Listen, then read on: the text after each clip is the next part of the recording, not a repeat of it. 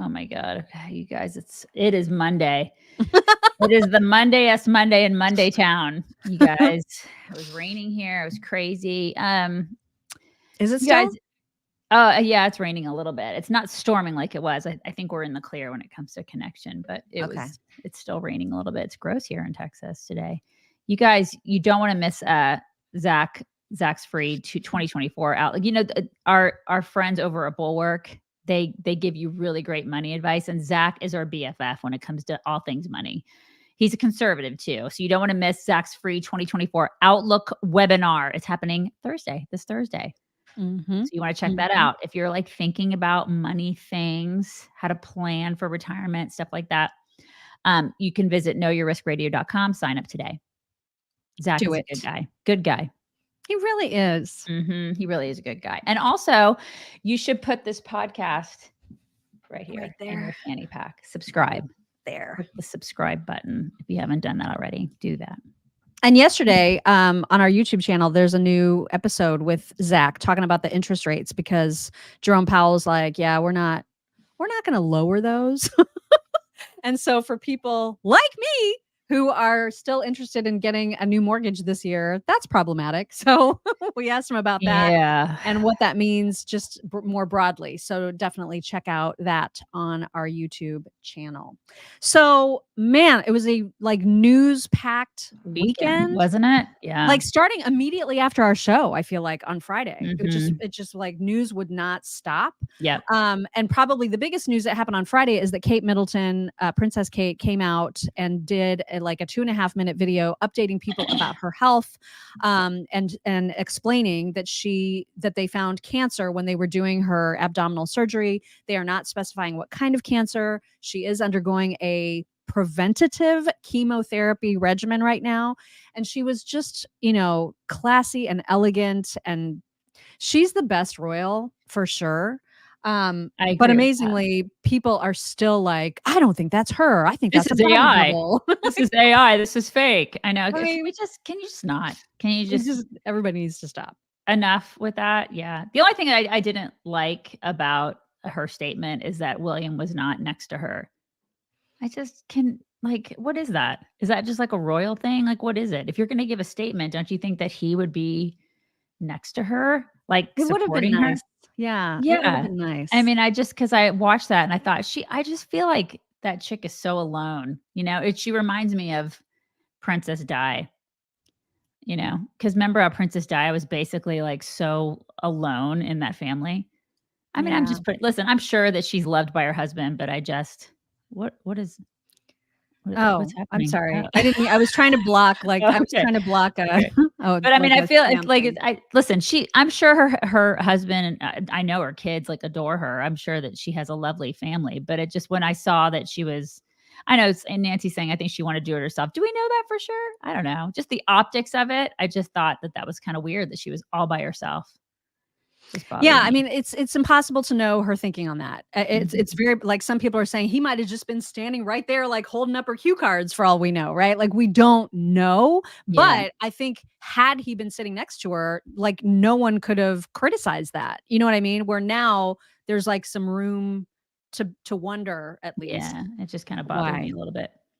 Yeah, I mean, but gosh, she really is the best royal. She's just so I just love her. And now it's like looking back on the past couple of weeks, the fact that Meghan came out with that new lifestyle thing, like when all this was going on, there's it's just disgusting. It was not AI, you guys. Stop. I know there's so much of that going around. It's like, just don't. Just stop. I know. We're just not. Also, in addition to that, we need to mention that Cameron Diaz has just become a mom for the second time at the age of 51. And so the way that the Daily Mail article reads is that, she announced the birth of her second child, and that she kept her pregnancy a secret. That's according to the Daily Mail.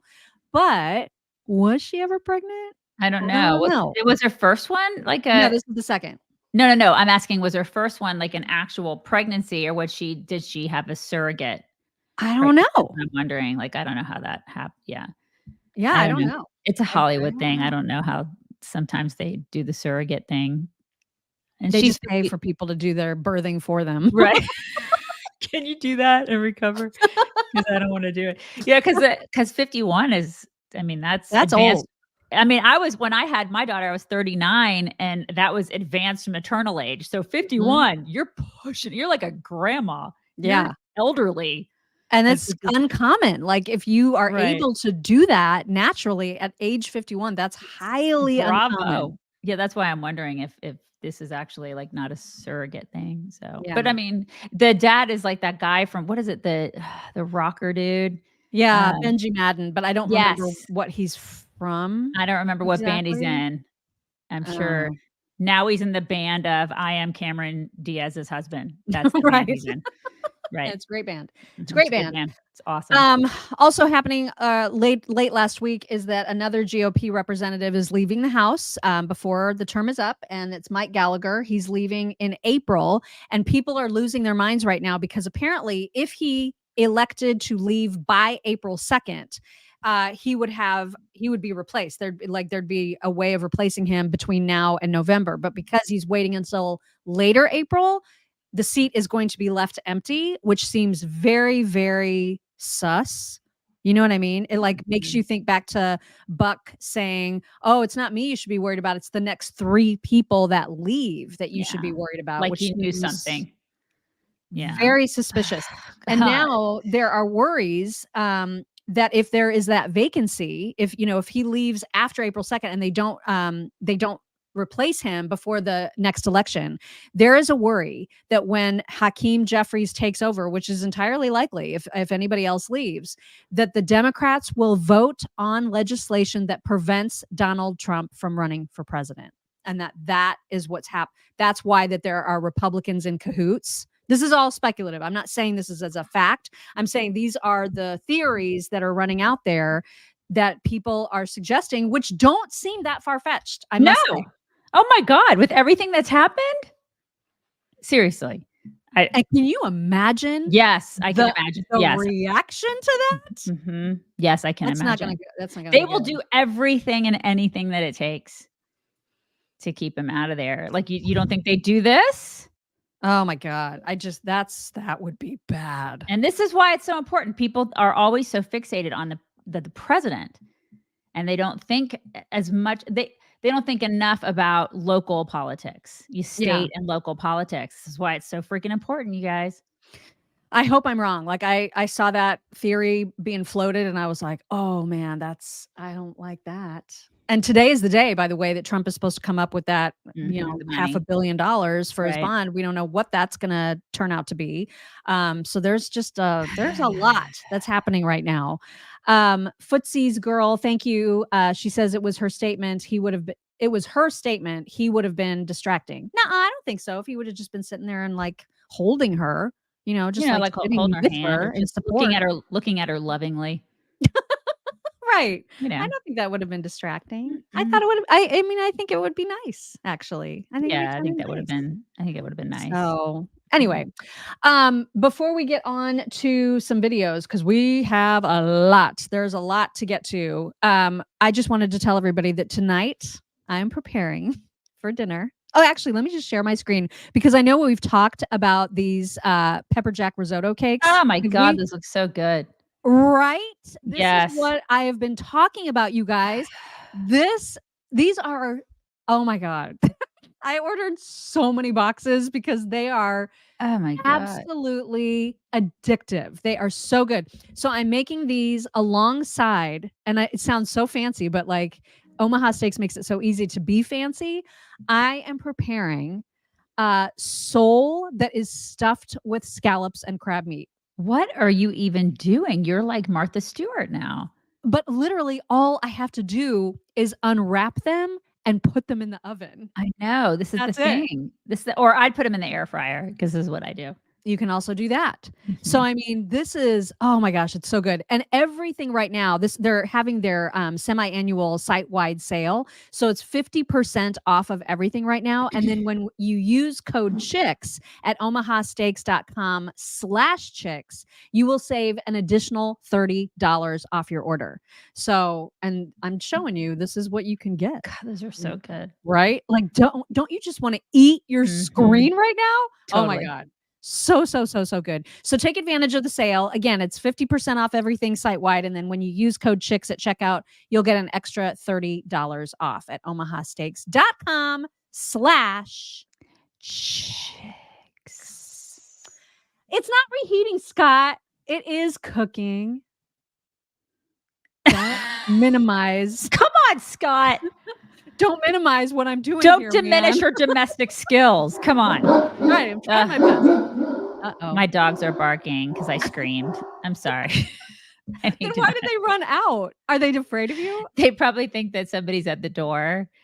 And so they're protecting me. I'm sorry. Oh, they're protecting me from all the bad. And then listen, if somebody came in there, they'd be like, "Hey, you got any toys?" Then I'd have to get my gun anyway. This is exactly what happens. So anyway. Oh my gosh. All right. So let's get to some things. Unfortunately, you probably all saw that there was this horrific, terrorist attack at a concert in Moscow in Russia. And ISIS immediately took credit for that attack. I think there were 6 or 7 different shooters that just came in and just indiscriminately started shooting people. And so it was awful, absolutely horrific. But also it was, to me, a sign of things to come, because we're letting God knows who over the border right now, including all kinds of suspected terrorists on the watch list, whatever.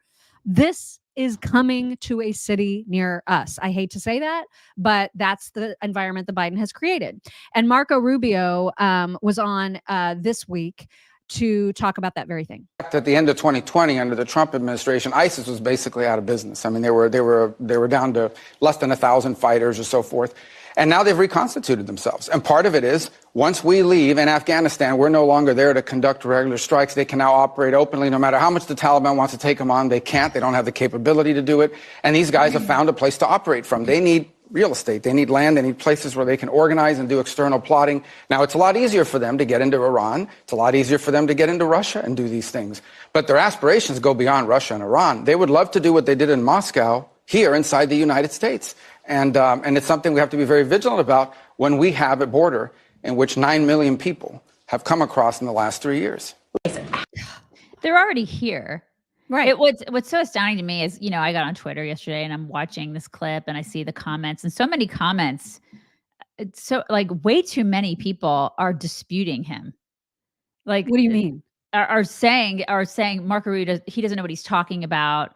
That's ridiculous. What? Like, you're like, he's basically an alarmist. I mean, they just, and I'm thinking, okay, all right. I bet you're probably one of the people that lives in a big city that is, good luck with that. Good luck with just discounting what he's saying, because they are already here. Mm-hmm. So, okay, you can go ahead and shove your head right in the sand, but they're here. It's just a matter of when. That's how I feel about it. So what you just said about, everything that you just said to introduce that clip, I absolutely 100% agree with you. And just to add to that, they're here. It's right. I feel like it's just a matter of when is it going to happen. So I'm like, okay, when? Not if, but when. Yeah.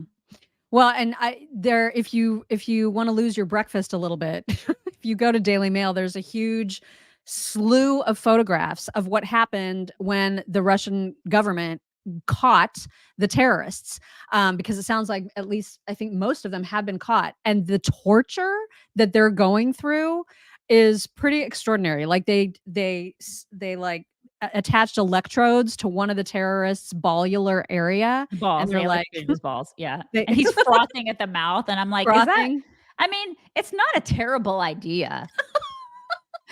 I'm putting that out there. I'm sure that it may deter him. It's definitely going to deter him. I don't know if it deters others, but it definitely deters him. The other one, they cut off his ear and tried to feed it to him. Yeah, he's sitting there with he spit it out. But He's And like, then oh, you have to wonder, like, what is the mindset that makes people think of these specific acts of torture? Like, what kind of human are you if you're like, let's cut off somebody's ear and feed it to them? Like, how do you even get to that place where you can think that way? You know what I mean? It's just gross. yeah, it's pretty gross, but it's effective. I mean, I mean, electric nuts. I feel like a guy, seriously, if you are a guy and you see that and you're thinking, should I work for ISIS or should I not work for ISIS? Oh, he's getting electrocuted nuts and he's frothing at the mouth. I mean, if you're on the fence, you're going to be like, do I want to have electrocuted nuts? Maybe not. Maybe I'm not going to do that. I feel like that's a little bit of a deterrent. And the whole the whole Van Gogh treatment, it was Van Gogh who got his ear cut off, right? Yeah. And you have to eat it. It's gross. It's disgusting. Yeah. But it's a deterrent. It's just vile. I mean, the whole story. It is vile. It is. And apparently vile. The State Department warned Putin about this like 2 or 3 weeks ago. They were like, hey, we're getting some intelligence that there's a terror attack being planned, or that it's, that there's all kinds of, there's intelligence. There are people talking, there's chatter, as they say, about crowded spaces like concert halls being attacked. And so now Russia is trying to turn that around on the United States by saying, well, how did you know? Maybe you set this up and like you're working with the Ukrainians and it was really you guys in Ukraine. And like now everything's getting crazy. So yeah, I don't expect that this story is just going to go away. This is going to get some more legs and there's going to be more fallout and we just need to buckle in for that. Yeah. It's almost as if they belittled the heinousness of ISIS. Right. Which are the most heinous. Like the way that they just went in there and just shot at random, helpless, innocent people that are just trying to attend a show. You know what I mean? Mm-hmm. And the situation, the awful attack this weekend made me think, God, it's like, I want to go to concerts and I want to do all those things. Right. But then at the same time, it makes me take pause because I'm like, just like what I said, it's a matter of when, not if. Where's that going to happen? Right. Is it going to be in a concert? Is it going to be, where's it? I mean, you don't want to live your life in fear because I'm not that person. I just go and I do all the things. But at the same time, I think, oh my God, like what are they planning? What are they going to do? You have that constant thing in the back of your mind where it's like, where's it going to be? And that, man, they just go after innocent civilians. It's just awful. It's horrendous. Awful. Absolutely horrendous. And the border is a complete mess still. And so remember the video that we showed last week of the invasion, there's no better word for it, at the El Paso border against the National Guard who were unable to hold them back. So KJP was asked on Friday, hey, did you guys see that? Did you guys see that video? What do you make of that? And here's what she said. The president's seen that dramatic video of migrants surging past National Guardsmen in Texas and El Paso. I mean, look, I have not spoken to the president about that video. What I can say is this, I really truly believe that's a question for, the Republican governor of Texas, right? This is something that he should address, that he should actually speak to. Oh my God. The president has worked with Congress in the Senate, as I just spoke to, about getting an immigration bill done, making sure that we deal with the border challenges that we see, that we're now seeing, and you have a governor of Texas who has continued to politicize this. Did she say politicize this? Is that what she said? Probably. Yeah, it's okay because listen, they've done everything that they can. The federal government has done everything they can to cut the legs off of Texas. I mean, they don't want to secure the border. They just simply don't want to. You can't dispute that. We have receipts, right? Well, and it's the mixed messaging coming out of her face and the rest of the White House and all kinds of Democrats too is so all over the place. So on one hand, they're doing everything they can to stop Governor Abbott from being able to take care of his own border, and then in that clip, they're complaining and saying he needs to take care of his border issue. Yeah, we tried to do that. We tried to do it, and then you said we're going to take the wire down. Yeah. So it's like, pick a lane, lady. Right. Exactly. Yeah. She was also asked because there was a viral video that went around on TikTok of this Venezuelan migrant, illegal, whatever, this absolute psychopath who was basically screaming out directions to all kinds of illegals saying, hey, here's how you steal somebody's house and you don't get in trouble for it, because the squatter laws in our country are so awful and so pro-squatter, which makes no sense to me.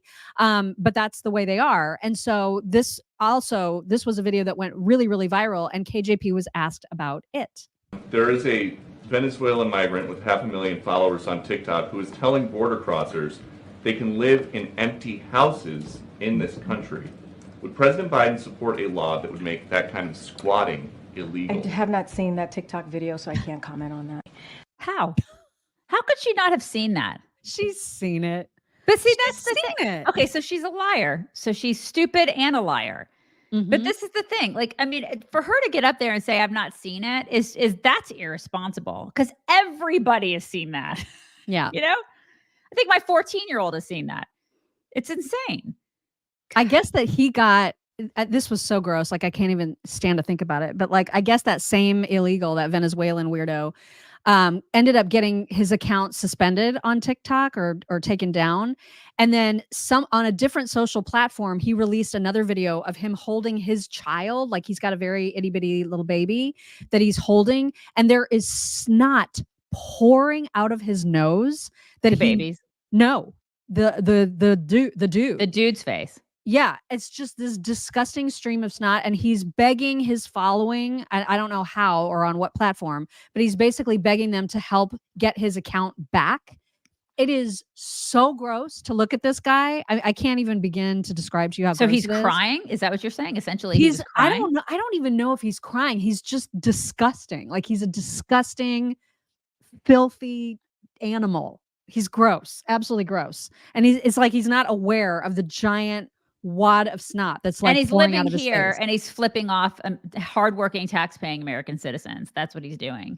Yeah. And he's like, why can't they reinstate me? Why? And that it's like, remember last week I told you I belong to like a neighborhood Facebook page here, and there was a lady that got on the Facebook page. She's here in my little small town in Texas, and she was like, hey, two guys, I was walking down my street, two guys pulled up in a white truck, and they tried to sell me food. And they didn't speak English. They asked, well, one of them spoke like broken English and said that he asked me if I spoke English and said that he was from Venezuela. And she wasn't mean in the Facebook post, but she was like, I was alarmed that they were trying to sell me food to get money. And she said they were from Venezuela. And everybody in the post that she put out on Facebook were like, do not buy food from them. Like, oh my God, what are they doing in this small town?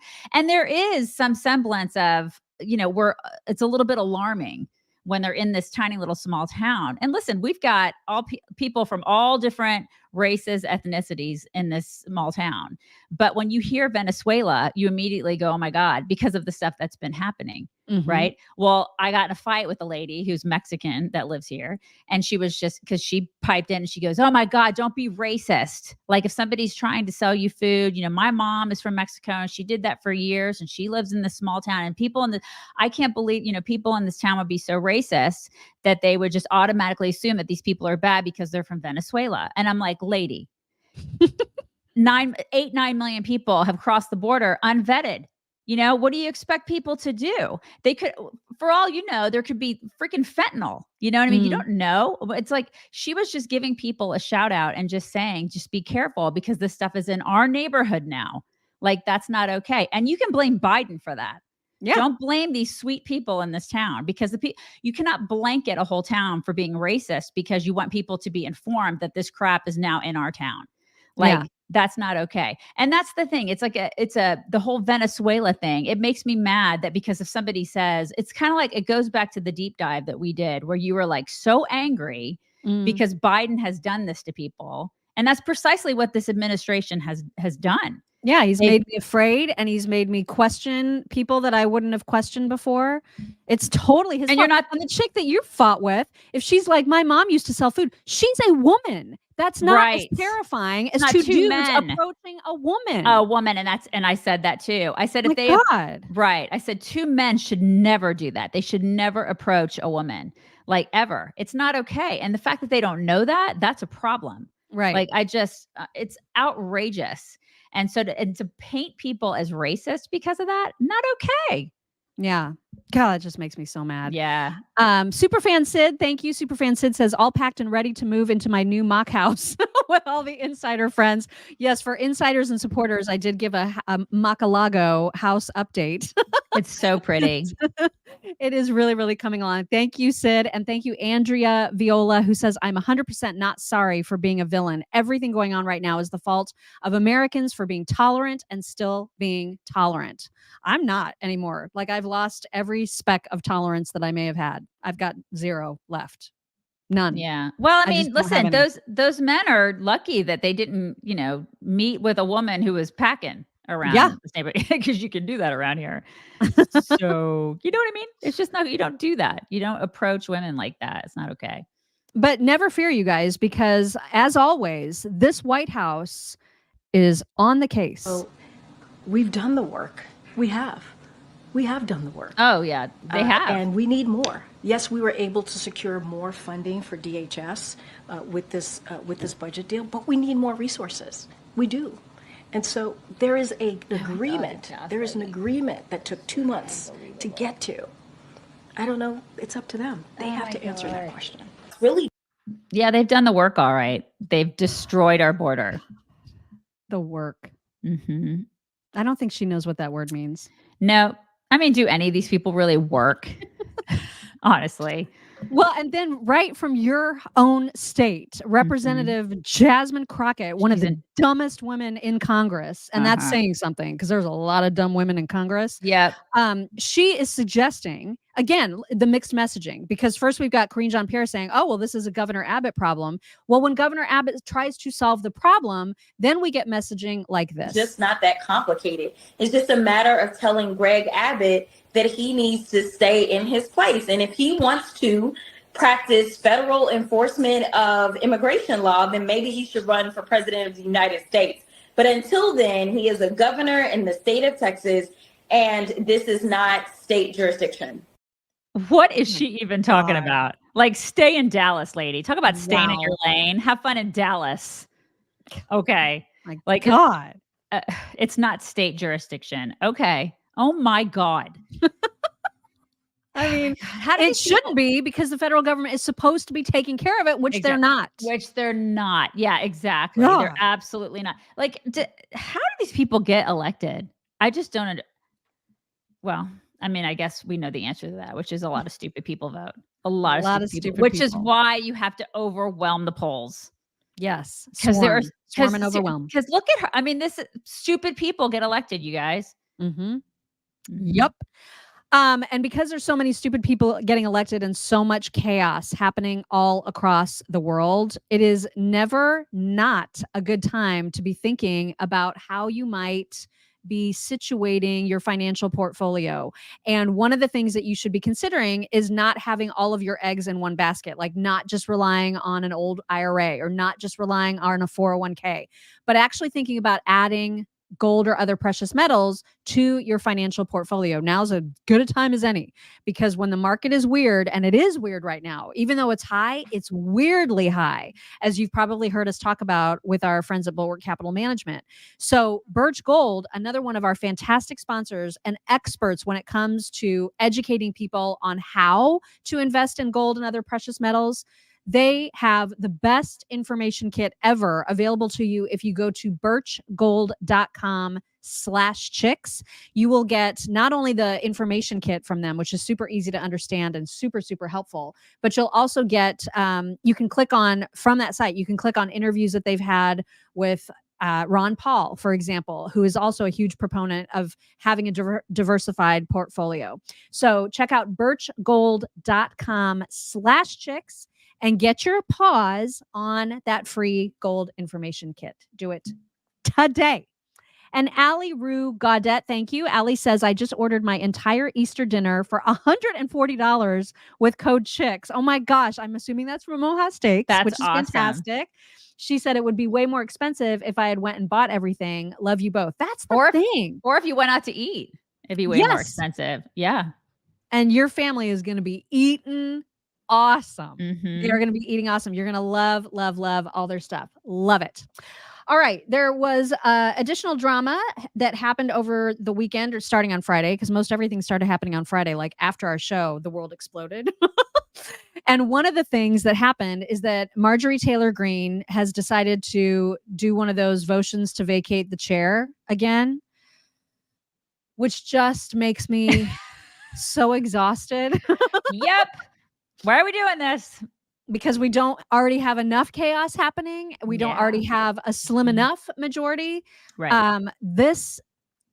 These few people on our side of the aisle who are just making the most unrealistic demands are still continuing to cause drama. Here is Marjorie Taylor Greene. Today I filed a motion to vacate after Speaker Johnson has betrayed our conference and broken our rules.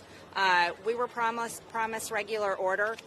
That's what our conference had started out as, with rules and promises to the American people that we would bring regular order back to Congress.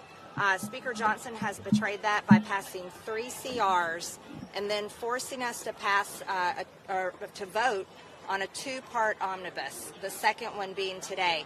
He also only gave us, I don't even know, we had 1 day basically to read 1,012 pages, breaking the 72-hour rule. This is a betrayal of the American people. This is a betrayal of Republican voters. And the bill that we were forced to vote on forced Republicans to choose between funding to pay our soldiers and in doing so, funding late-term abortion. This bill was basically a dream and a wish list for Democrats and for the White House. It was completely led by Chuck Schumer, not our Republican Speaker of the House, not our conference, and we weren't even allowed to put amendments to the floor to have a chance to make changes to the bill. I filed the motion to vacate today, but it's more of a warning and a pink slip. I respect our conference. I've paid all my dues to my conference. I'm a member in good standing, and I do not wish to inflict pain on our conference and to throw the House in chaos. But this is basically a warning, and it's time for us to go through the process, take our time, and find a new Speaker of the House that will stand with Republicans and our Republican majority instead of standing with the Democrats. Okay, so everybody, I'd say 80% of our comment section is saying that she's right. And she is right about a lot of things. There's a lot of things that she's saying that's right. But you got to look at the long game. Like when we lose the House, what then what? Right. You got to look at what you can actually accomplish with a one-person majority, especially when you have her and 10 other people who don't really make it a majority. Right. So until we have more, unless we can clone the Freedom Caucus over and over again, we can't do anything about this. We are as good as being led by Democrats right now. I don't know why people can't understand this. They can't, because what they see is the principles, right? Right. And the principles are great. I am all about everything she said. I'm like, oh, I agree with that. I agree with that too. I agree with everything that she says, but we're going to lose. We're going to lose everybody. We're going to lose. And then the Democrats are going to take over. And then what? Then how your principles look then? Right. You know? Exactly. How about them apples? Because we're going to lose everything. So how's that going to look? That's it. That's what's going to happen. It's so frustrating that even Matt Gaetz is like, okay, this is a bad idea. Yeah, but Matt Gaetz started this shit. Oh, yeah. And we've got some sound to get to about that. But meanwhile, there's other folks in Congress that we don't often hear from. And one is a really good friend of Marjorie Taylor Greene's, who is very, very disappointed with this action. I consider Marjorie Taylor Greene to be my friend. She's still my friend. But she just made a big mistake. Trying to vacate Mike Johnson's. I totally oppose that. Listen. Mike is a very good man. He begins every day from the right place. He's deeply principled. He's like a brother to me. And to think that one of our Republican colleagues would call for his ouster right now, it's abhorrent to me, and I oppose it. I stand with Mike Johnson. He is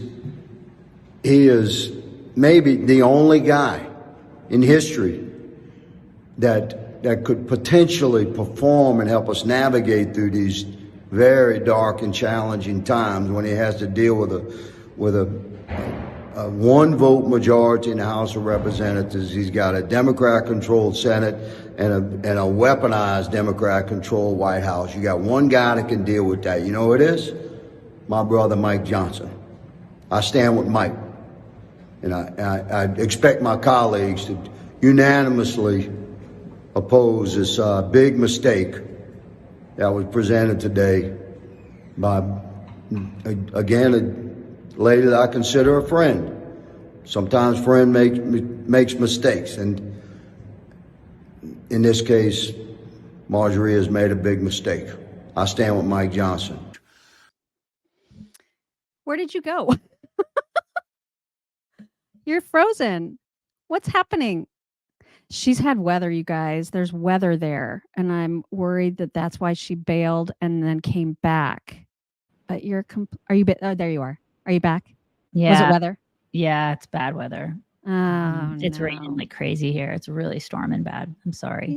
Yikes. Hopefully that blows over. I hope so too. It was fine for a little bit. Oh gosh, you're still so frozen. I hope that blows over some more. But let's hear from a couple other people about this, because Newt Gingrich, obviously former Speaker of the House, he's got some experience dealing with this sort of thing. Here's what he said on the Laura Ingraham show. We shouldn't underestimate how bad what Matt Gaetz did was for the whole system. He unleashed the demons.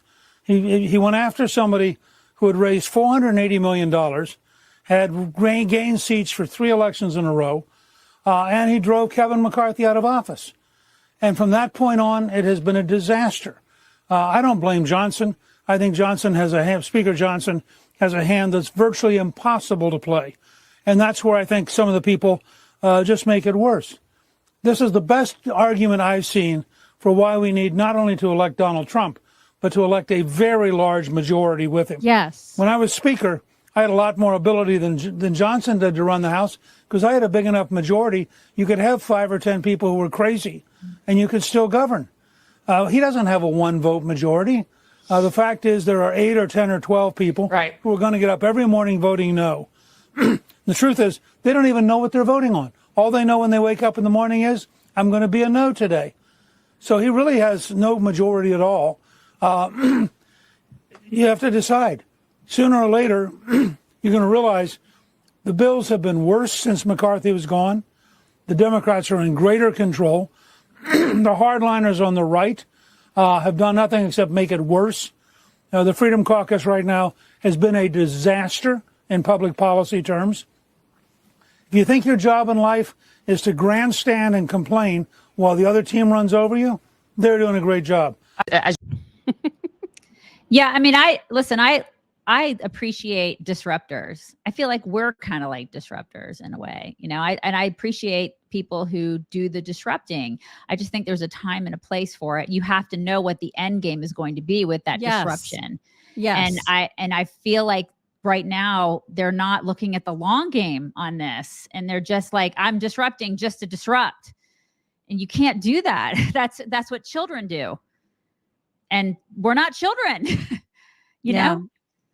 Yeah, it does feel like now, well, and I think there is going to be somebody else that makes this point in the same kind of video montage, that we are in a worse spot now than we were with Kevin McCarthy, who actually did wield his power a little bit more effectively because he was there. Now, of course, he's left Congress. He was there. So were others. And so he knew exactly what kind of votes he had. He was a very skilled politician, kind of like Nancy Pelosi, where he wasn't going to do anything until he knew he had the votes. And so I don't know that we're in a better spot now. Even though I adore Mike Johnson, I think he is a deeply principled person, but he's had to make decisions that so many people in the Republican Party hate because there is no power. So all these people who are like, yeah, MTG, I totally agree with her. That's fine. You can and probably should, but it doesn't change the fact that what she is doing right now is nothing but a stunt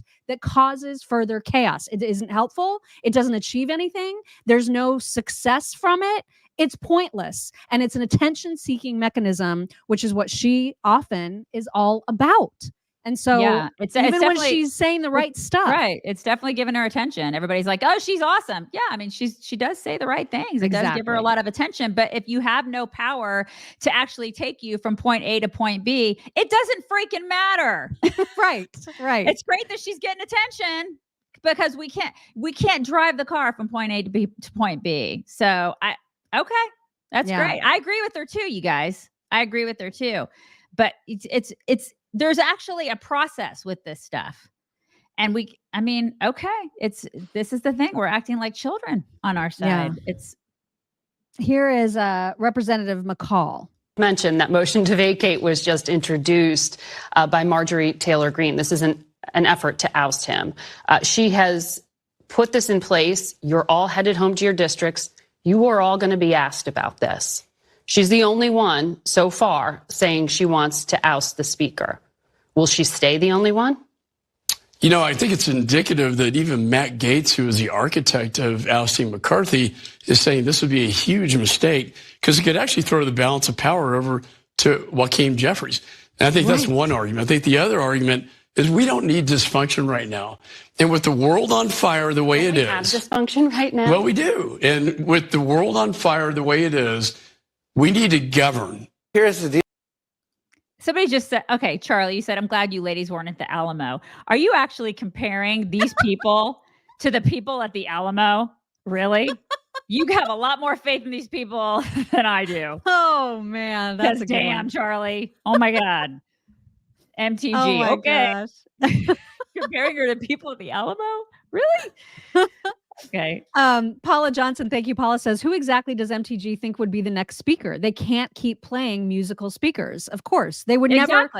The next speaker will be Hakeem Jeffries. Okay. If this is the plan, if this is what we're doing, that's the result. So yay us, I guess.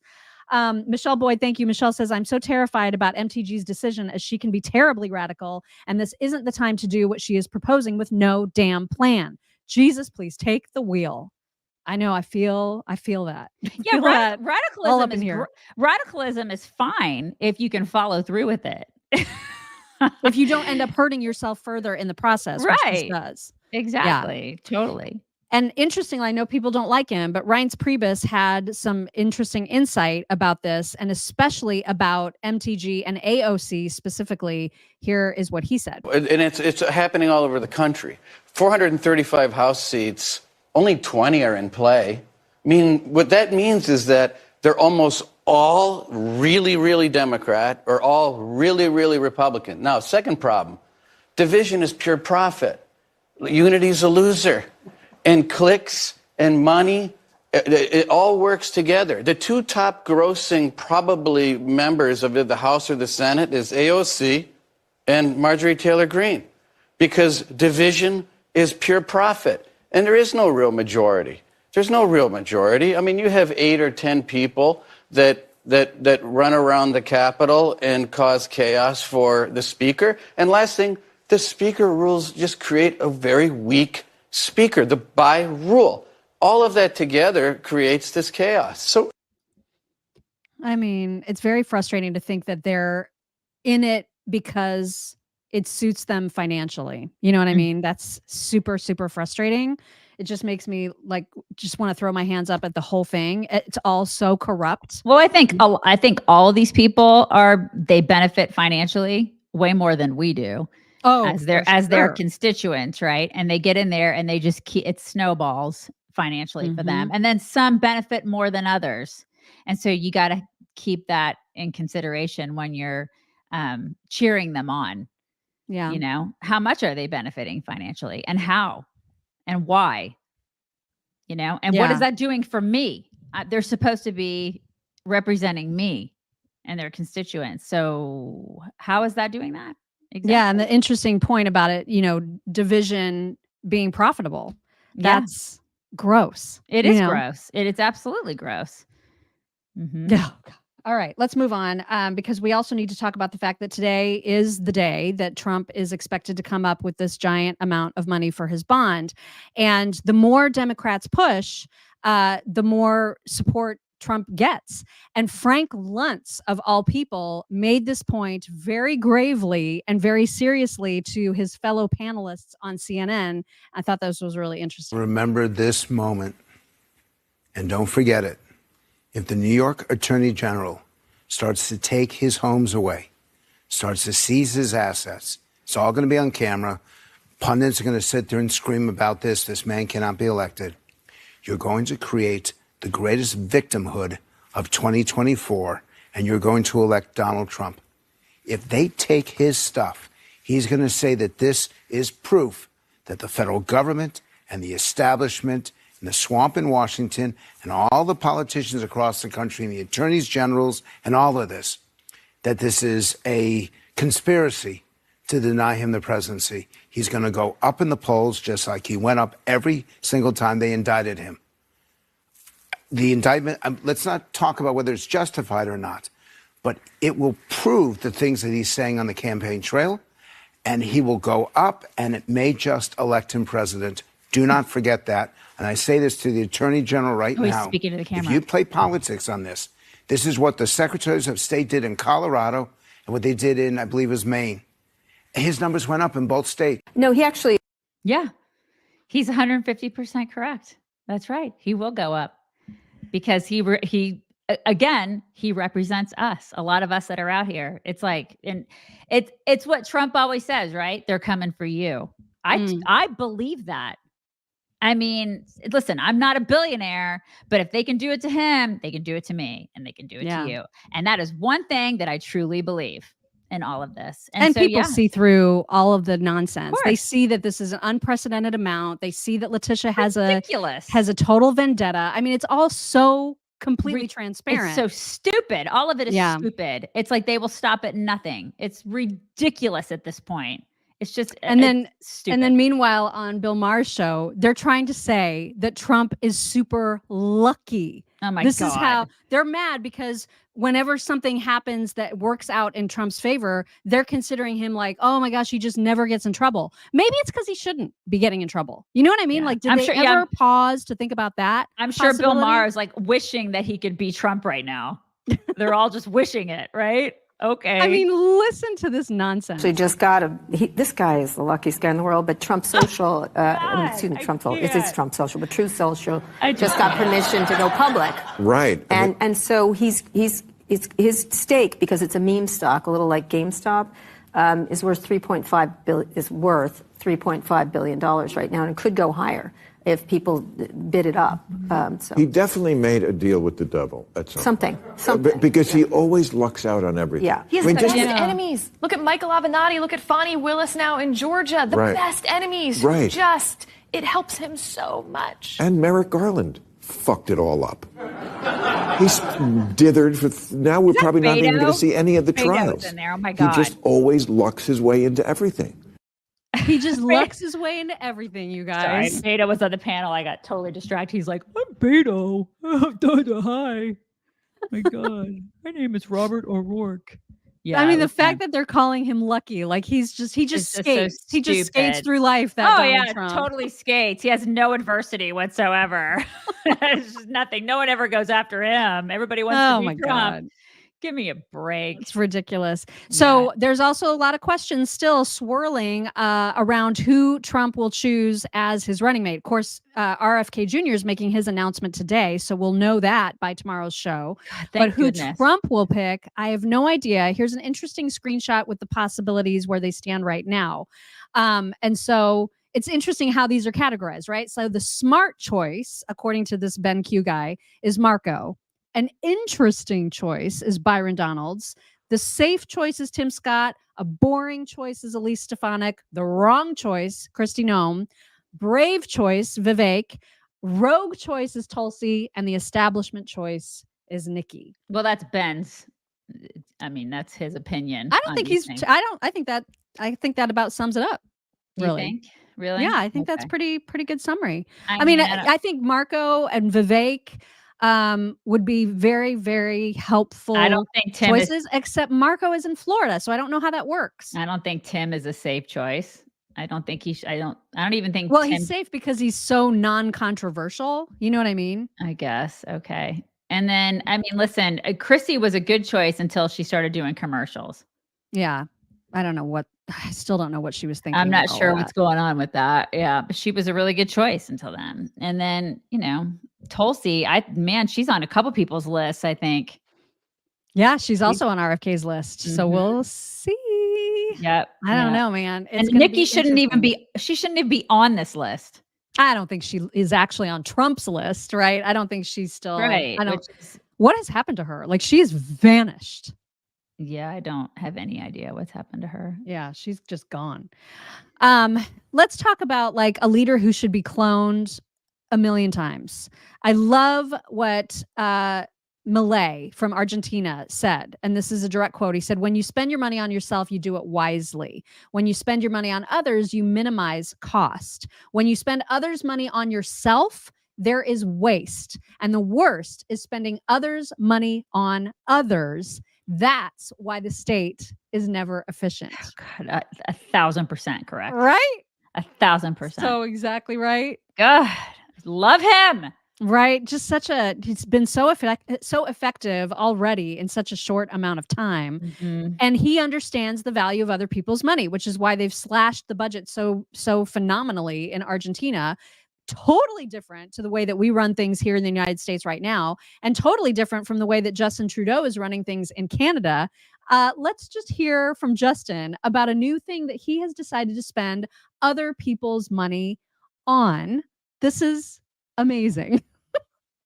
So today, I'm announcing that Canada is investing $8.4 million on research across the global south to better understand how climate change interacts with democratic decline. How much? What did he say? 8.4 billion? Is that what he said? Million. 8.4 million. Still, that's like, you might as well take 8.4 million and just set it on fire. Exactly. Because again, it's like, we're going to take your money and we're going to staple it to the clouds. That's what they've been saying for years. We've been saying that. That's what it is. It's ridiculous. It's such a scam. It's such a grift. That's all this is. Mm-hmm. And they will constantly do this. They will just constantly take your money and staple it to the clouds. Constantly. I mean, it is out of control. Yep. Pamela Carpenter, thank you. Pamela says, thank you, Obama, for fundamentally changing America. Yeah. I mean, he's really the start of it. And honestly, what they're doing, when I say staple it to the clouds, what they're doing is they're taking it and they're spending it on themselves. I mean, these people get richer and richer. Al Gore. They get richer and richer because of your money. And they're trying to scare you into thinking that there's going to be some catastrophic environmental event when it's just freaking weather. I can't believe they always had. That's the thing. How have they conned so many people into thinking that this is a thing? It just blows me away. I know. Whenever I meet people that think this is a thing and they're just like, oh yeah, we're all going to die because of global warming. I'm just like, how? Like, I mean, I know doctors who believe this crap. And I'm just like, how? How did you get through med school and you think this is what we're going to die of? I don't understand. It blows me away. I know. I don't get it.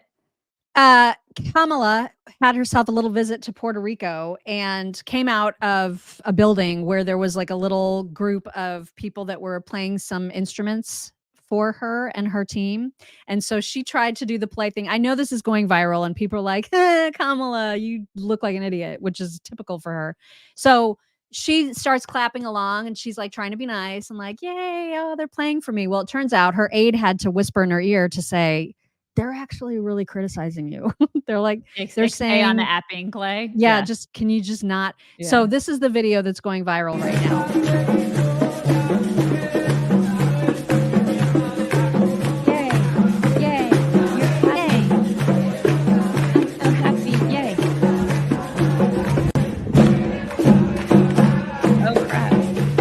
She's like, don't, because they're saying bad things about you.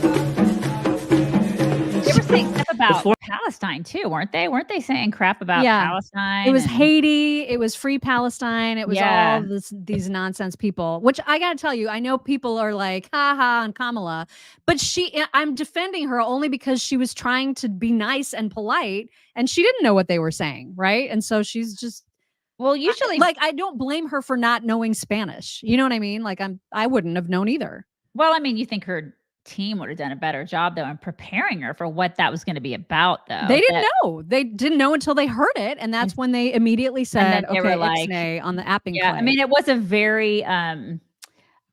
a very lively protest, if that's in fact what it was. I mean, it sounds like a nice little upbeat song, but right. She's still a freaking idiot, man. I know. She's completely an idiot. I'm only defending her about that clip. I don't defend her on literally anything else because she's a complete moron. Yeah. As is evidenced from this clip where she's talking about Trump threatening to weaponize the DOJ as if that's not what they are doing currently. The president has stated an intention to weaponize the Department of Justice against his enemies. We look at what America stands for, and our pride as Americans include, I think for most of us, knowing that we are a world leader. Oh, ask you all. Yeah, unburdened by what has been and what will be. Totally unburdened. She can see what can be. Yes. Unburdened by what has been. You got to do the arm this way. By what has been, you guys. She's just so ridiculous. She talked to a different reporter trying to convince that reporter that no, they are not planning on banning TikTok, you guys. They are not planning TikTok. We know that bill cleared the House. You have expressed national security concerns over TikTok. So has the president. Why does your campaign then have a TikTok account where you're encouraging Americans to follow it? So let's start with this. We do not intend to ban TikTok. Oh. That is not at all the goal or the purpose of this conversation. We need to deal with the owner, and we have national security concerns about the owner of TikTok, but we have no intention to ban TikTok. In fact, what it serves in terms of it's an income generator for many people, what it does in terms of allowing people to share information in a free way and a way that allows people to have discourse is very important. But we do have concerns about the national security implications of the owner of TikTok, and that has been our position in terms of what I think we need to do to address those concerns. The ban could happen if its Chinese parent company does not sell the app. Should your campaign stay on TikTok with those national security concerns that you're voicing? Well, we'll address that when we come to it. But right now, we are concerned about the owner of TikTok and the national security implications. We do not intend to ban TikTok. And we understand its purpose and its utility and the enjoyment that it gives a lot of folks. Yeah, it's our purpose is to have Harry Sisson out there stumping for us. What does that mean? We'll deal with that when it comes. You're out on TikTok right now. She's asking you a question about how you're justifying your concern with you being out there. Yeah, because they're hypocrites, Mock. Oh yeah, I forgot. That's what they are. It's very easy to do that when you're a Democrat. Indeed. Indeed it is. Crystal Sugar, thank you so much. Crystal Sugar says, morning isn't complete without the chicks. Even on my birthday, celebrating 54 years today. Thanks for all the news and laughs, girlfriends. Happy birthday, Crystal Sugar. That's awesome. There was some news on Friday, too, about Ronna McDaniel. And Ronna McDaniel has been hired, surprise, by NBC/MSNBC to be a political commentator. If you already hated Ronna McDaniel, you didn't hate her enough. Okay?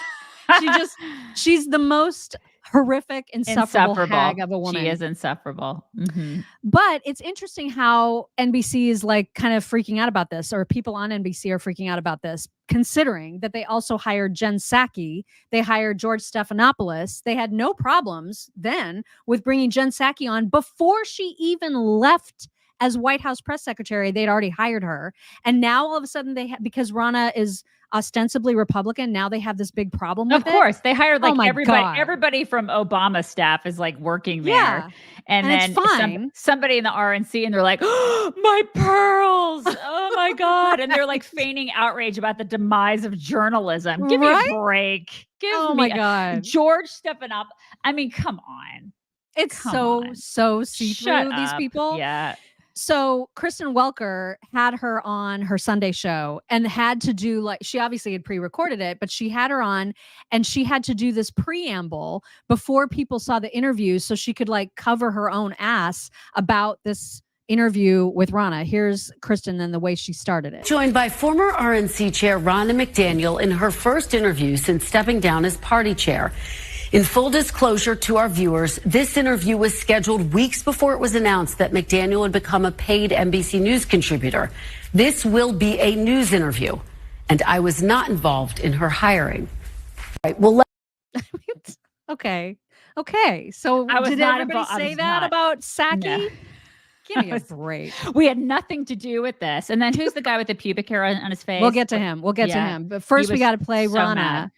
We got to play Ronna actually in the interview. And this is where you start to realize how people do not speak their actual. I don't even know. I don't know what Ronna believes because she said one thing at the RNC. She's saying entirely another at NBC. No one knows where her interests lie, whether she's just trying to keep a job at NBC.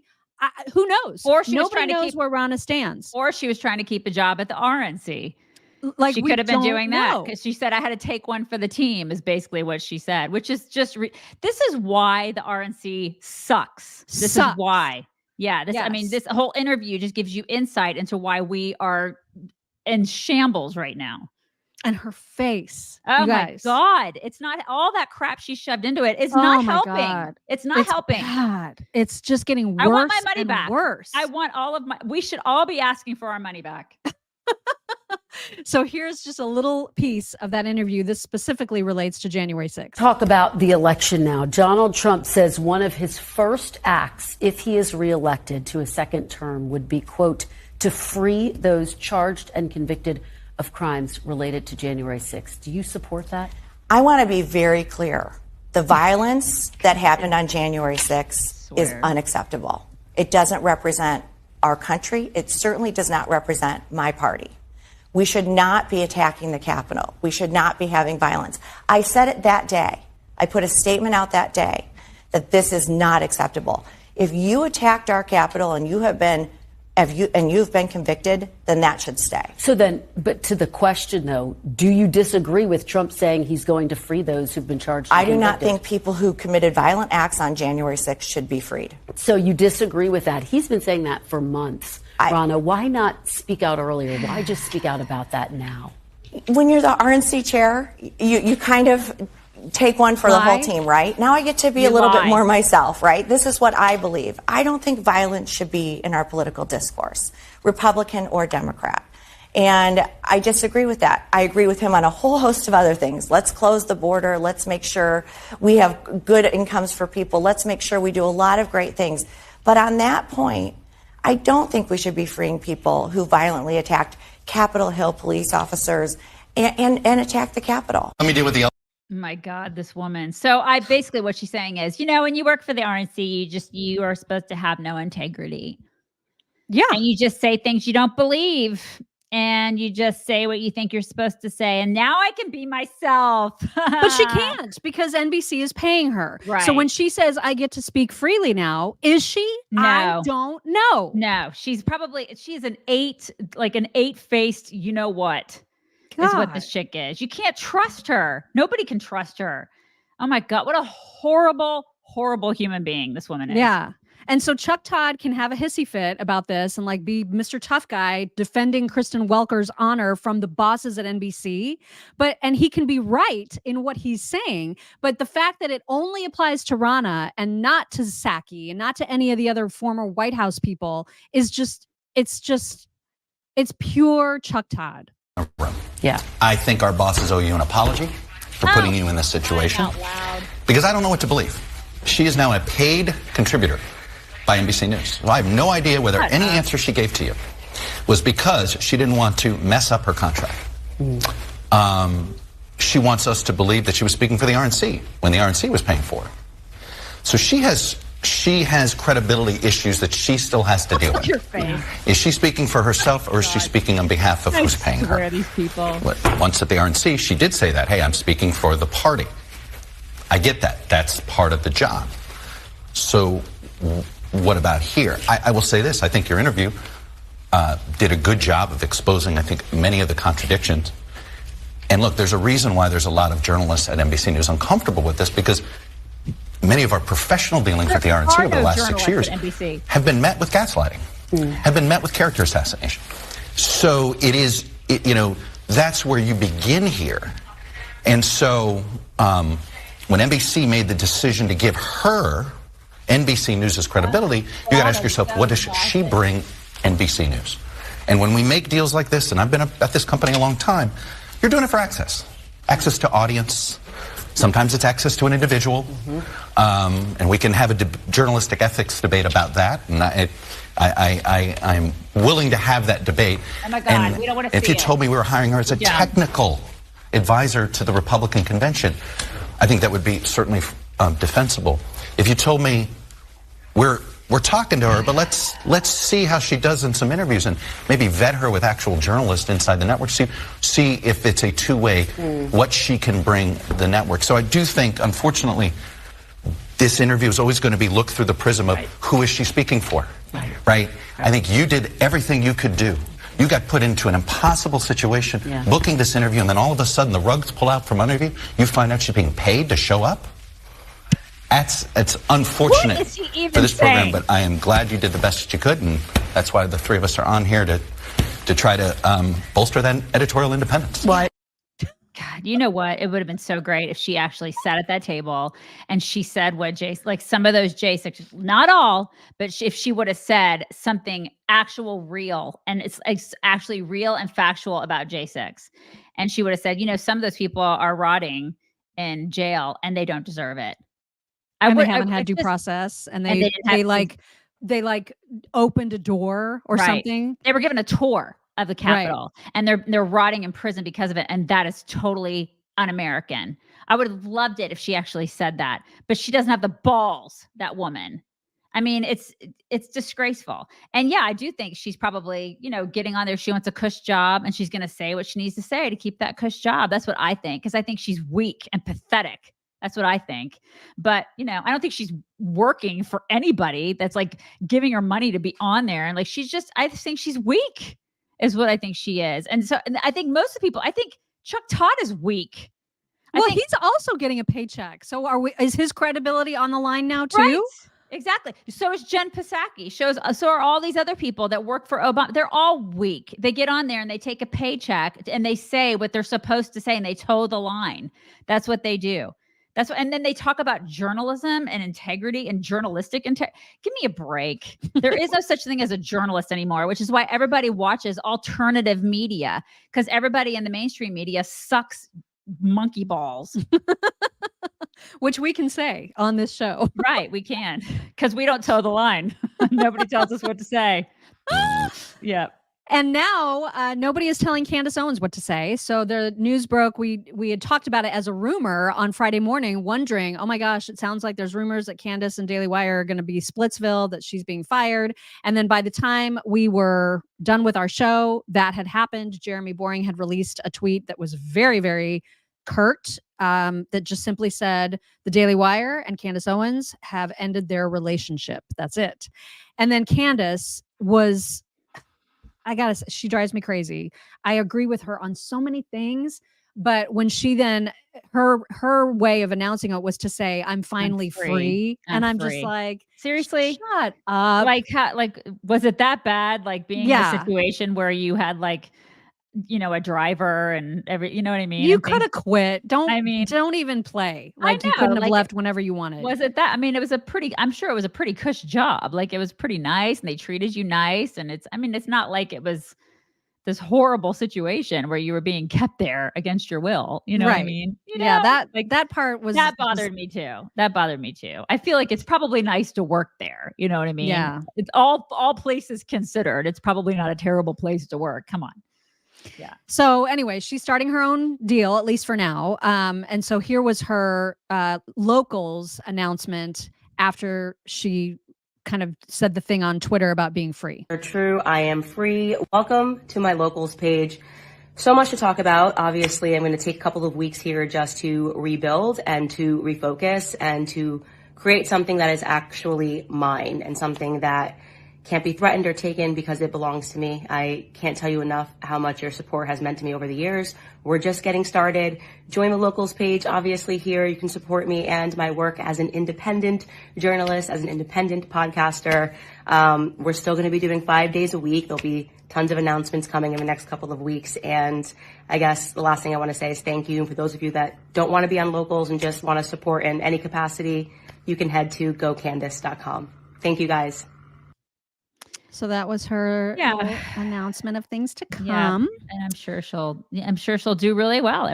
People love her, and that's great. And she'll be great, and she'll do awesome on her own. I don't know. The whole one thing, listen, I was always taught that you don't burn bridges. Like, even if you have a terrible experience, you don't want to burn bridges. Maybe that's just a generational thing. I don't know.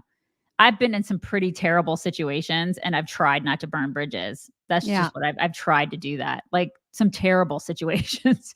And I just, you just move on, and you try to learn from it, and you move on. So that, I think that was the one thing that just rubbed me the wrong way. I was like, I'm free. You know what I mean? It's like, really? Because I feel like everything that you do is a stepping stone. It's a learning experience and a stepping stone. And then you go on to the next thing, and then you move on. You know what I mean? Right. Well, and it's, people were very, very anxious to hear from the other Daily Wire hosts. Like, what was their reaction going to be? Were they going to spill any beans? Like, was there going to be any tea? And as of yet, I don't think Matt Walsh has said a single solitary word about it. I could be wrong. I tried this morning to find any kind of mention that he's made. And all I could see were a lot of tweets saying, why is Matt Walsh not saying anything about this?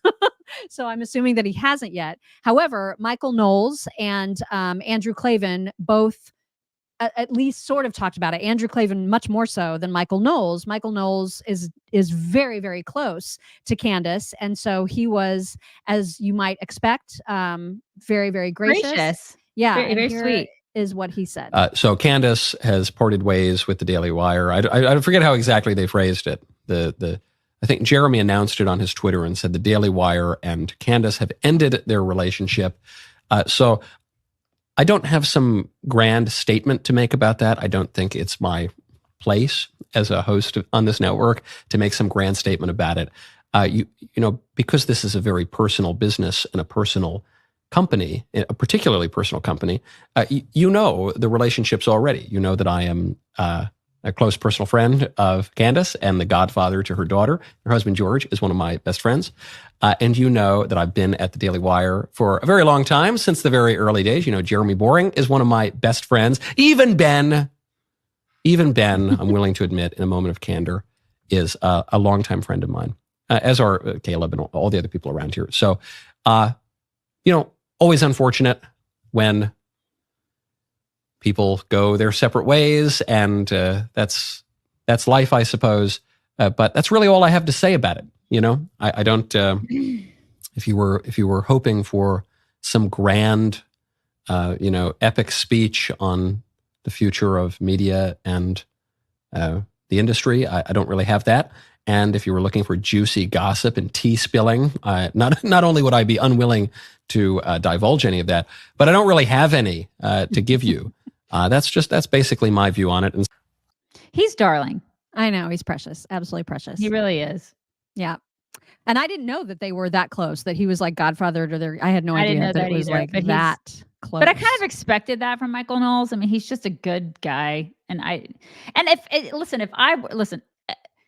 If we worked at Daily Wire, I would probably just not give a statement. Nobody cares what I think about her leaving. You know what I mean? It's like, well, people are mad at Matt Walsh for not saying Really? anything. I Yeah, just oh think yeah, they they're like holding every host to account for this for some reason. it's kind of like, you and I were in radio, and I wouldn't expect everybody there in radio to give a statement or to say something on their show about why I left the show or why you left the show. It's people move on from jobs. It's just what it is. And that's life. That's life, baby. Teresa Raimundo, thank you. Teresa says, I wonder how Catherine Herridge feels about your journalistic ethics. I'm assuming she's meaning that towards Chuck Todd.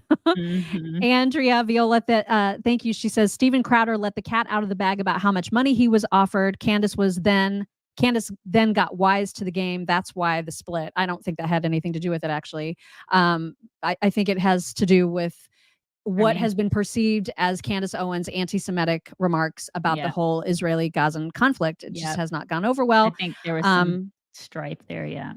Yeah. And then Jay Lunsford, thank you. She says, celebrating my 77th birthday today. Happy birthday.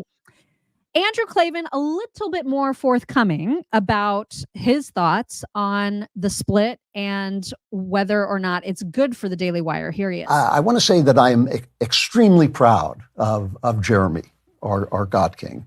And people always say he calls himself that, but I called him that. I made it up to tease him and to keep him steady and down to earth, but also to remind people that he behind the scenes had built this wonderful thing, which he, at that point, when I gave him that name, nobody knew about. And I've seen him go through a lot of stuff in the sense that when he started, he really didn't have much of a resume, and now he has built this incredible business, and he has managed to be no more annoying than he was at the beginning. He continues to be just as annoying as he ever was.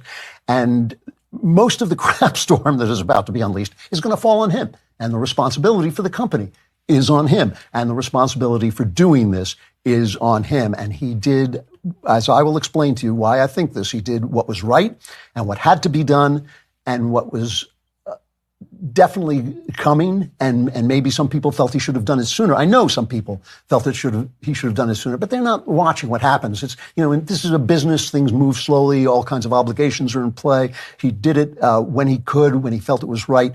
And I have to say that I personally felt a weight taken off my shoulders, and I'm grateful to him, not just for doing this, but for being the person he has become over the course of what is a tremendous success. And like I said, I'm really proud of him. I'm grateful to him because I feel a personal weight taken off my shoulders that this has happened. And that is not a hit on Candace, a personal hit on Candace, which I will also talk about in a minute. So, I mean, you can watch his whole show to get the full I will say, scoop. The Daily Wire needs some more estrogen. I will say that. They are lacking in estrogen. It's a lot of cigars and dudes over there, which, is fine if you're into that. But, what do they have? Brett? They have that young girl, Brett. Yeah, that's right. My daughter likes watching her. She likes her a lot, which is great because she's a really good, she's a good egg, that one, that kid. I call her a kid because she's young. and I don't mind my 14-year-old watching her stuff because she's really good. But they need Brett Cooper. Yes, Brett Cooper. Thank you. But they need more women over there. Yeah.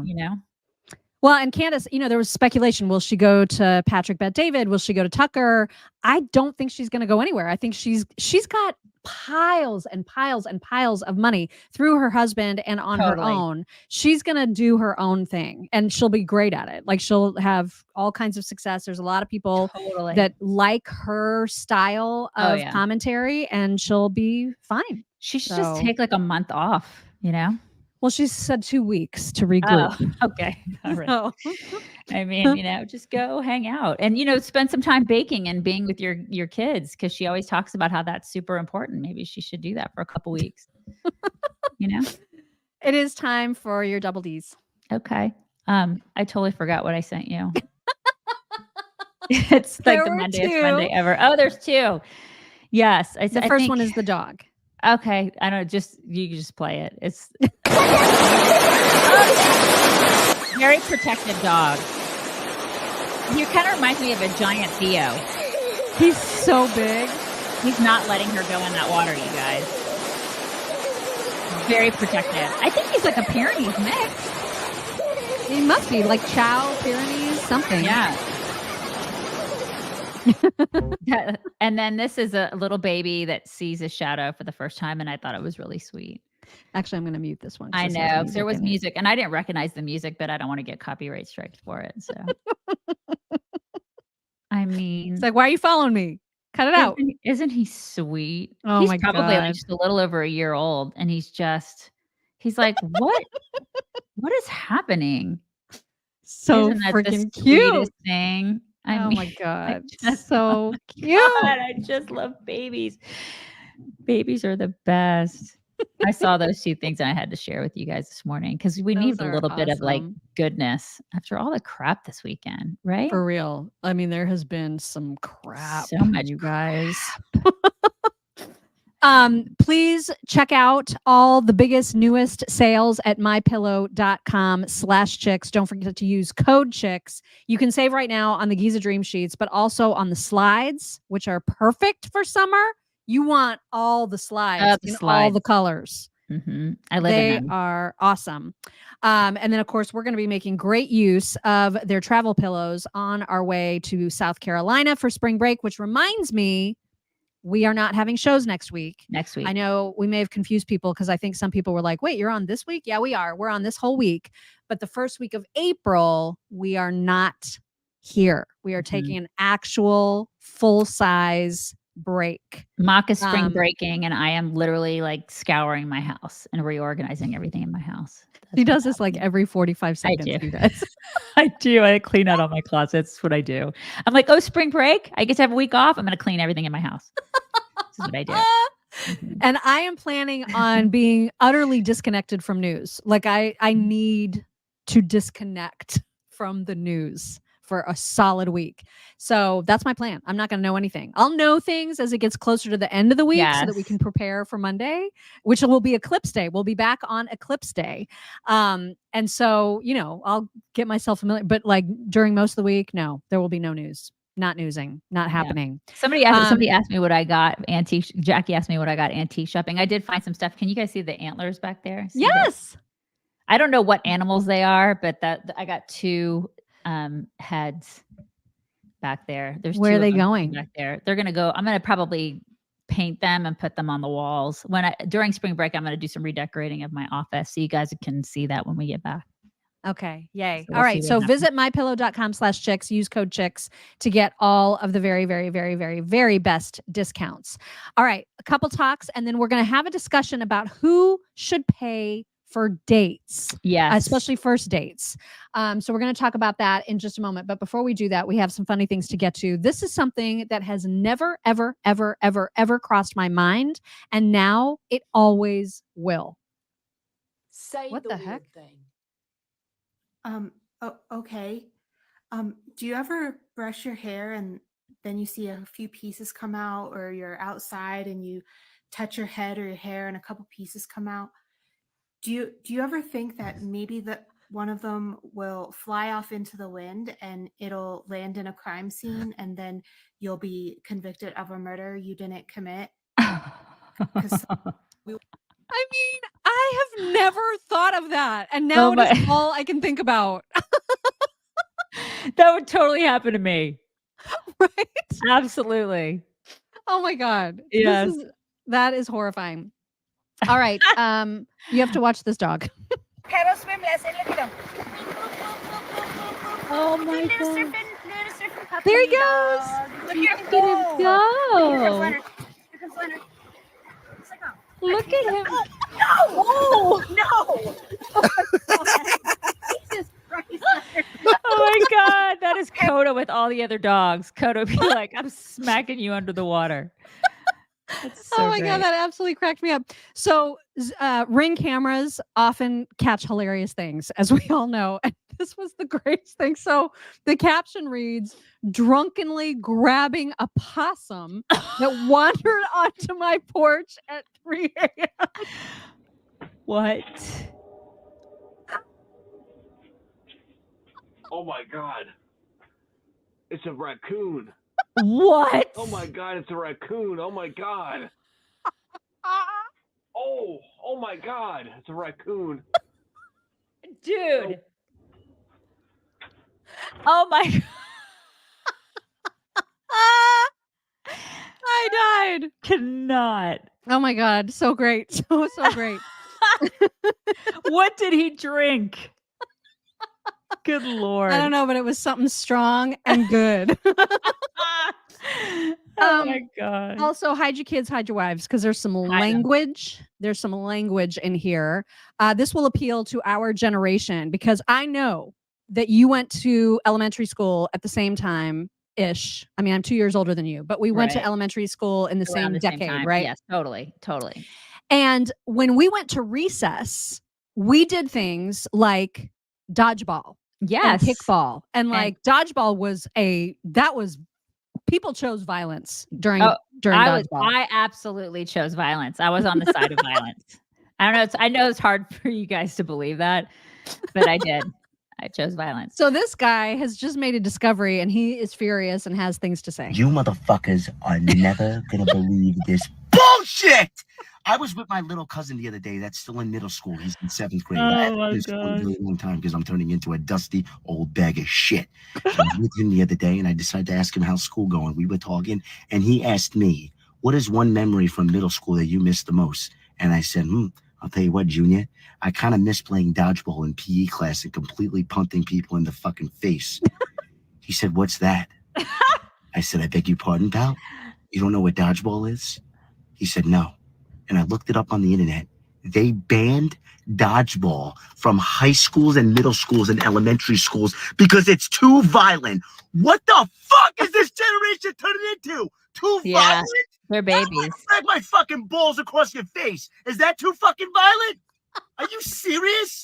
When I used to play dodgeball back in middle school, I never aimed for the body. I went straight for your fucking dome piece. And you're going to say it's too violent? Listen, homeschool your fucking kid. Because if you're keeping your kid in these public schools, they're going to turn into a fucking vagina. Keep your kid at home and teach him everything you fucking know. Because he's going to be fucked staying in these schools. Oh my God, the F word. Okay, here's the thing. I think kids are fighting now.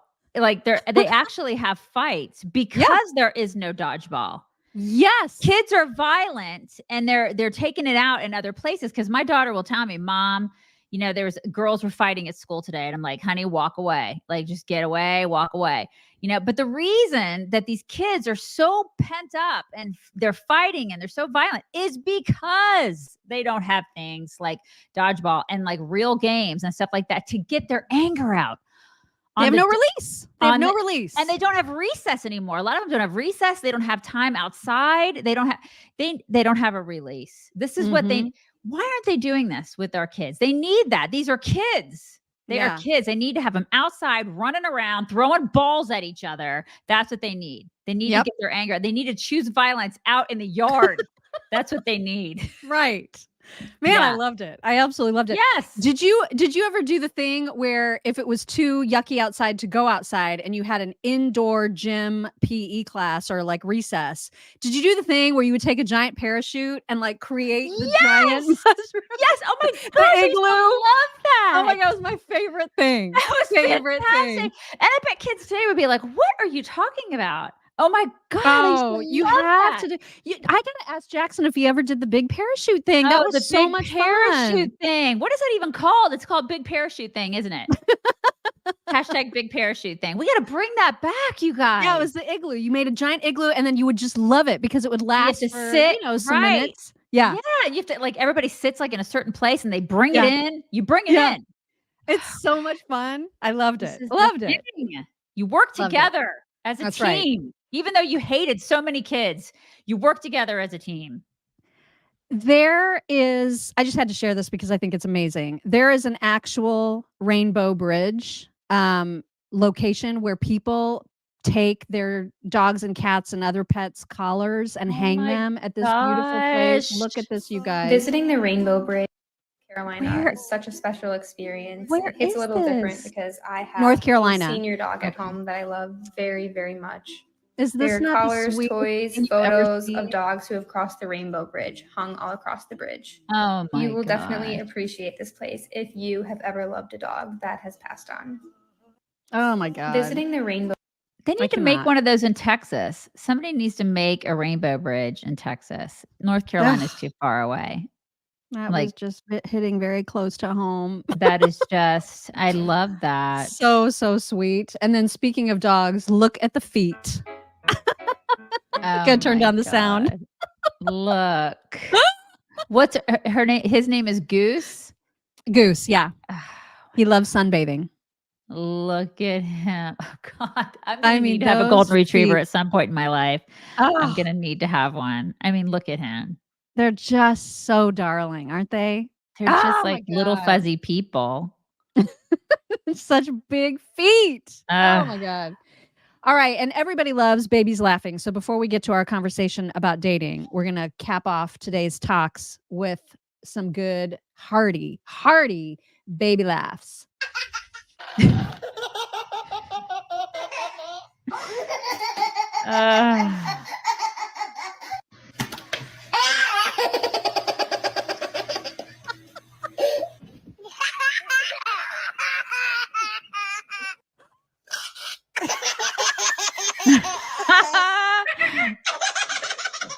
The greatest. It's so great. Alegria do goido.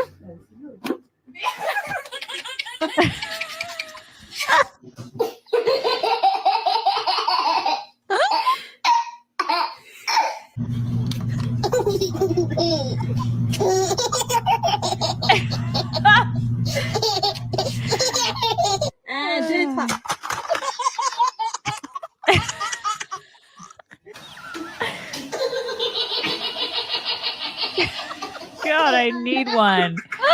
I just need one. They're just so great. The greatest. So great. Just the greatest.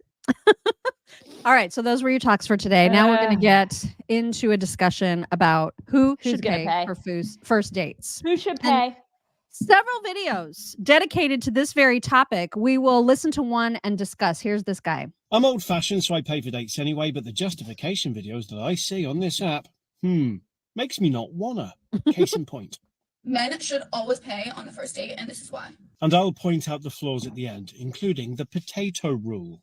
There's about to be $2,000 on my face, starting with Dior moisturizer, $135. She's not about to put $2,000 on her face, but I'll get to that. But $2,000 on your face? Really? Dior Capture View Serum, $125. Dior Primer, $50. Armani Primer, $46. Olive Filter, $49. Chanel Liquid Highlighting Drops, $57. Dior Foundation, $57. Dior Concealer, $40. Chanel Bronzer, $60. Chanel Fuse, $60. Chanel Blush, $64. Michael Highlighter, $27. Chanel Powder, $56. Dior Bronzer, $50. Dior Highlight, $50. Dior Face, $48. Dior Lashes, $80. Dior Face, $52. Dior Shadow, $68. Dior Iron, $5, $68. Baby Sun, $24. Eyeliner, $35. Eyelash Color, $35. Dior Mascara, $33. White Mascara, $35. Dior Lip Liner, $25. Charlotte Tilbury Liner, $25. Chanel Lip Oil, $48. Look at all that money that she spends. $36. Total cost is $1,745. Oh my gosh. Firstly, she's not using the whole products for it to cost that much. It's the equivalent of me filling up my car full of petrol and then charging someone for the full tank when I've only driven them 2 miles down the road. But who on earth would put £2,000 worth of stuff on their face anyway? Tip for you ladies, don't. If you're make sure Right. Don't waste $2,000 on nothing. So fellas, if you're going to pay for a date, find out how much it costs them to put makeup on their face. Because this is the potato rule. That's a potato with makeup on. You might get them home and find out you spent a lot of money dating a potato. He's so right. Oh my gosh, he's so right. And what is this? I'm spending this much money putting makeup on my face, so you have to spend money on me thing. What is that? Is this like, I don't remember ever thinking that at one time ever in my life. Never. I spend this much money on clothes, or I spend this much money on makeup, so you need to spend this much money on me. I've just never. What is that? It's disgusting. It's disgusting. It's gross. It is absolutely gross. Plus, you don't need to spend that much money on your face. Right. And the guys probably would prefer it if you didn't. Yeah. You look too made up to begin with, but you can get the same look spending, such a fraction of that. Go to freaking CVS and do the same thing, lady. Like, oh my God, these girls, like, what is happening to these girls? Like in this generation, I don't get it. I come from the world where it's traditional and customary for the guy to pay for the first date. And I do too. And I love that. But with today's girls, they're entitled. My God, they're awful. They're very entitled. They're like, you need to pay for all my stuff. I'm not sure where that comes from. It's like this, it's a swinging pendulum, right? Because I think it was back, like, I don't know, in our mom's generation, of course, men paid for stuff and a lot of our moms stayed home, and that was just sort of like the norm. And then our generation was, okay, we're gonna, we're working more, we have jobs, we'll pay for stuff. But of course I still expected men to pay for a first date, you know what I mean? And then we'd go Dutch on some things, whatever. There were times where we did that. And I just didn't really think much of it. It just, there wasn't that expectation there. I wasn't like, you're going to pay for all my crap.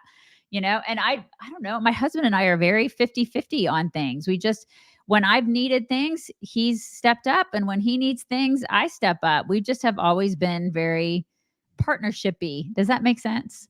Yeah. I just feel like for first date, I mean, before you even get to that part, well, for like a first date, I feel like it should still be totally I do. I feel like that.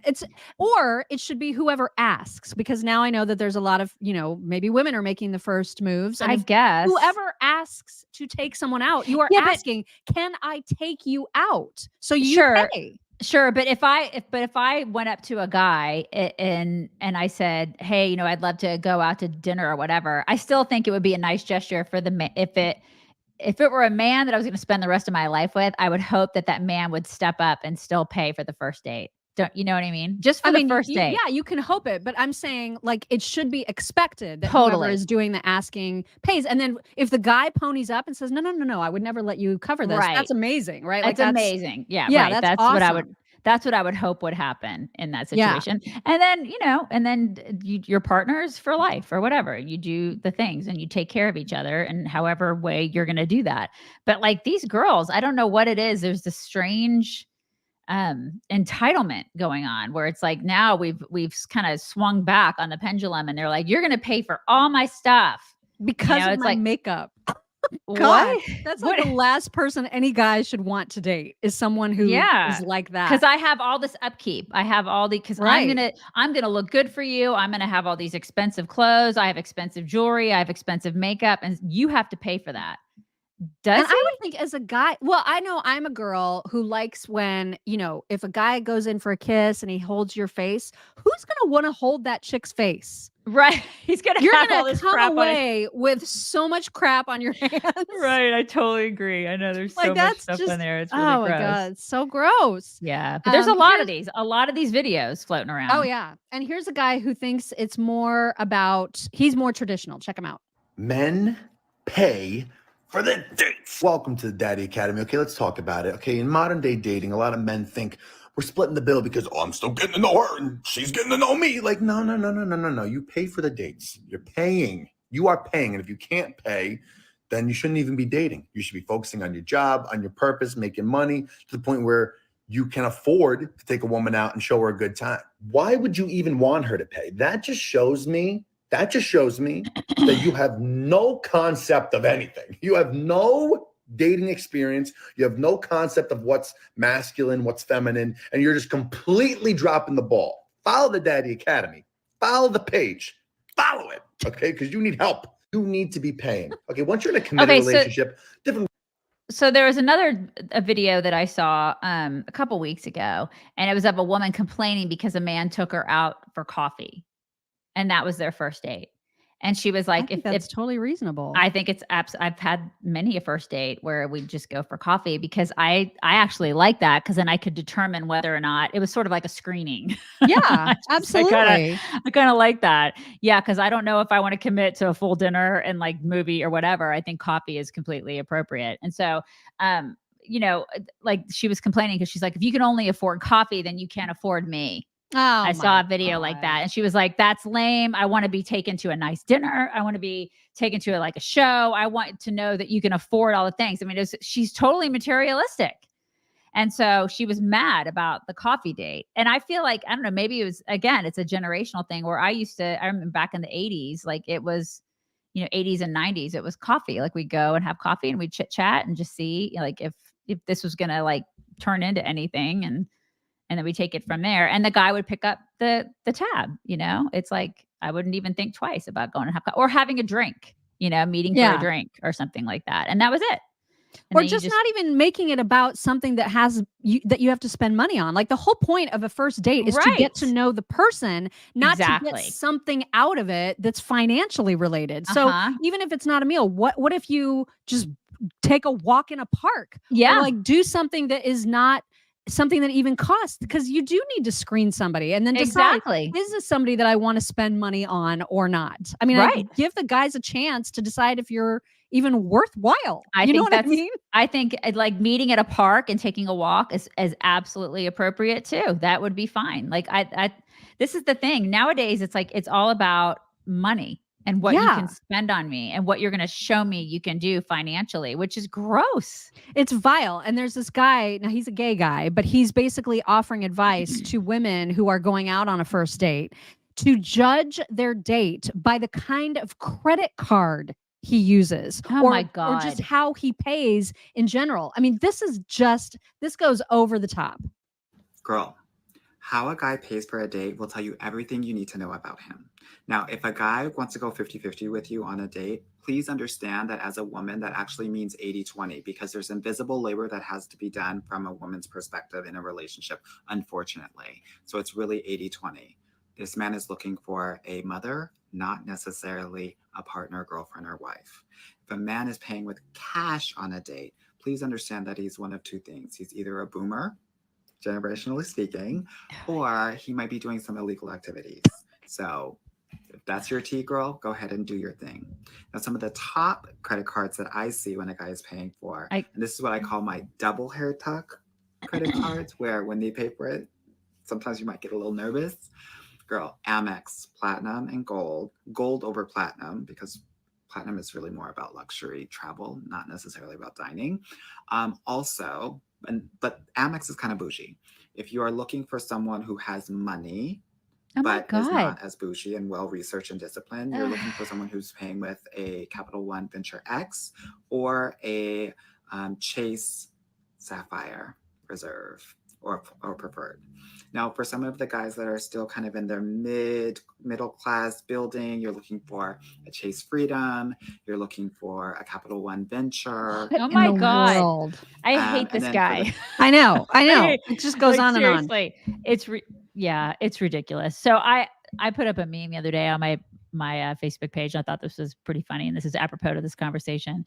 Do married people watch Gen Z dating and feel like they caught the last chopper out of Nam? So true. It's true. Can you imagine? Like, I couldn't do this now. I couldn't do it. And I would be that person that would be like, we can go meet at a park, or we could go I guess I'm the cheap one. You know what I mean? I'm the one that doesn't have a lot of expectations, because I would just want to sit and talk and just figure out, like, are we even compatible? Exactly. That's what it's supposed to be about. Yeah, it's not. And I probably show up in like joggers and a t-shirt and Birkenstocks. And I would be like, are we good? Like, I let's get to know one. And I would be lousy at dating now. Absolutely lousy. Yeah, at it. Same. Because I would not put on $1,000 or $2,000 worth of makeup on my face. And yeah, I wouldn't be good at it. Because man, it's a whole new ball game now. And I feel totally different. And I feel sorry for these kids. Because that's not what it's all about. On the whatever pod, they always have these absolute skanks on that show. And they were asking the main guy, I don't know his name, but the main guy was asking, so when you're going out with somebody for the first time, what do you bring to the table? Like, what is it that why should somebody be interested in dating you? And I just thought this was so interesting. Men are typically expected to court women, approach women, ask them out on dates, maybe pick them up, pay for dates, make the first move, etc. What are women expected to do to build a relationship? So I'm talking about that initial stage. What are women expected to do? Wait, so are we saying that, like, oh my God, this is my favorite. Are we saying that like he takes you on a date? Like, no, he's like, so like when you're like, let's say like the first date, like usually on the first date, like a guy picks you up, like he takes you there and he's like expected to pay, but like what are like you expected to do, kind of like in these like datings, like just be yourself. Be yourself. Be yourself. Wear a Are corset expected top. to impress him? Do you want to do a party trick? I don't know. I feel like Oh my God. Boobs. They're called boobs. Oh my God. Have a personality. Be somebody interesting. Just like, I don't. oh my God. Well, that's asking a lot of those girls. Asking a lot. Don't you That's think? just so sad. It is That really so sad. sad. I know. This is. I feel bad for guys because they're expected to pay for everything, but then also not expect anything out of their potential partner. Like they're just supposed to show her a good time, even if she's a complete loser. Yeah. You know what I mean? So she's pity the in guys. in the passenger seat of the car, and she's like, "I put on $2,000 worth of makeup. My work here is done. It's done. Now buy me some shit." Right. That's what's happening. Oh my God. No. It's just yikes. Oh God. Anyway. Okay. Well, that was depressing. Sorry. I just thought it was an interesting, interesting topic indeed. Potato. The chick is a potato. Yeah, that was so funny. Okay. All right. Teach your kids to like talk. Teach your kids to talk and grandkids talk on the phone. Get to know people. It's not about the money. Not about the money. Yeah. Bring it in, you guys. Bring it in. Okay, no dog today because I think No all dogs three today. dogs are out there because my daughter has 2-a-days. Ella couple is days a week. completely snoring. Let me see if you guys can hear. Maybe we could hear it. Can you hear this? Listen. Oh no! Listen. I can't hear it. You Can can't guys hear it? Oh I my can't God. hear it. Can you guys hear it? She's so loud. She's very, very loud. Sweet Ella dog is back to normal, you guys. In one Yes, week, I'm she so glad she's back is. to normal. That's so great. See, prayers get answered. Yeah, How she's wonderful doing is so that? good. How great My is that? Okay, girl. you guys have a wonderful Monday, and we will talk to you tomorrow. Bye, everybody.